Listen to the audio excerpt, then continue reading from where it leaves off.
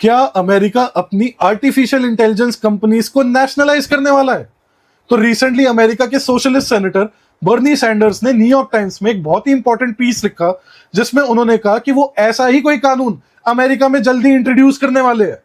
अब भाई सबको पता है आर्टिफिशियल इंटेलिजेंस फ्यूचर को रेडिकली चेंज करने वाला है, लेकिन इस फ्यूचर को ओन और कंट्रोल कौन करेगा?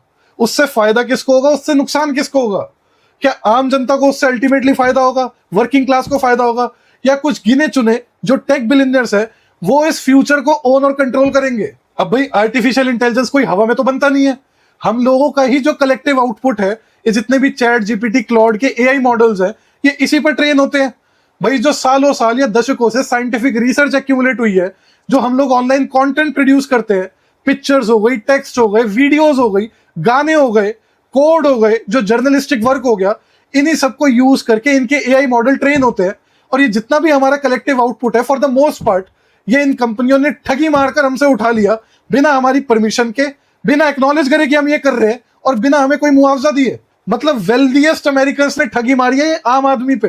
तो बर्नी ने कहा मैं इसको करेक्ट करूंगा बाय इंट्रोड्यूसिंग अ लॉ, जिससे अमेरिका का एक सॉवरन वेल्थ फंड क्रिएट होगा।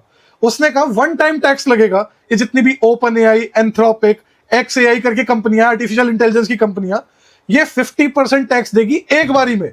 किसका? अपनी प्रॉफिट का नहीं, अपनी स्टॉक का, अपनी इक्विटी शेयर्स का, अपनी ओनरशिप का। 50% हिस्सा जब इसका अमेरिकी सरकार के पास चला जाएगा, तो अमेरिकी जनता का उसमें से हो जाएगा।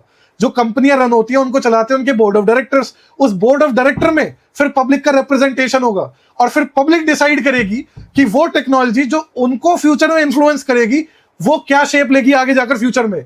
उनका भी कोई से होगा, और फिर एआई से जो वेल्थ जनरेट होगी उसका हिस्सा भी फिर अल्टीमेटली पब्लिक के पास जाएगा। अब ये आइडिया दो लॉ स्कूल के प्रोफेसर्स ने अपने रिसर्च पेपर में पहले प्रपोज किया था, लेकिन उन्होंने टैक्स रेट जो है वो स्पेसिफाई नहीं करी थी। उन्होंने बोला पॉलिटिकल क्वेश्चन है, नेता अपने आप मिलकर डिसाइड कर लेंगे। तो बर्नी सैंडर्स ने प्रपोज करी 50% टैक्स रेट, वो भी ओनरशिप पे। और इससे जो सॉवरन वेल्थ फंड बनाने की बात हो रही है, कई सारे देशों पे ऐसा सॉवरन वेल्थ फंड है। नॉर्वे हो गई, अलास्का हो गई, उनकी जो सरकारी तेल कंपनियां हैं, उन्होंने जो कमाया उससे एक फंड बना लिया गया।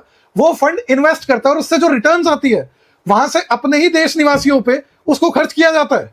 मैंने नकुल ढुल की लाइव स्ट्रीम में भी नॉर्वे का एग्जांपल देकर बताया था कि कैसे इंडिया में भी एक सॉवरन वेल्थ फंड होना चाहिए। जैसे नॉर्वे में फॉर एग्जांपल, नॉर्वे में तेल बहुत है, तो उन्होंने तेल एक्सपोर्ट करके कुछ पैसे इकट्ठा, पैसा नहीं मतलब जो भी उनकी करेंसी होगी वो इकट्ठा करके उन्होंने एक फंड बनाया $1 ट्रिलियन से ऊपर का। वो कहते हैं पीपल का फंड है, उसको इन्वेस्ट करते हैं, जो रिटर्न आती है एजुकेशन फ्री, हेल्थ फ्री। ऐसा कोई फंड होना चाहिए इंडिया में भी, सॉवरन फंड। क्या कहते हो? सनातनी फंड हो गया सनातन